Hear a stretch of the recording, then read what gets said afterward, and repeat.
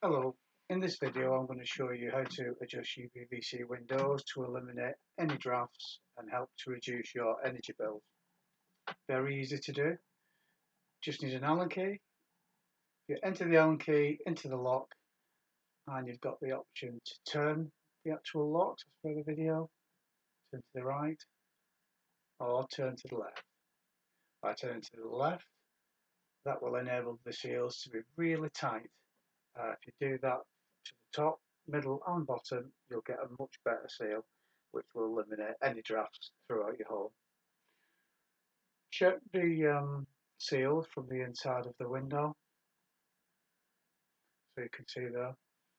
If you need to adjust the actual locks, if you go back outside and adjust them,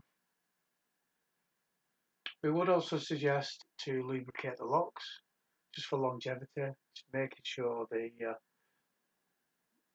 locks work perfectly, very easy to use, obviously once you've lubricated them. We'd also recommend to lubricate the hinges as well at the back and at the front, at the centre also, and that's going to help just for the window to open and shut much easier. Hope you enjoyed this video and I look forward to you on the next video. Thank you.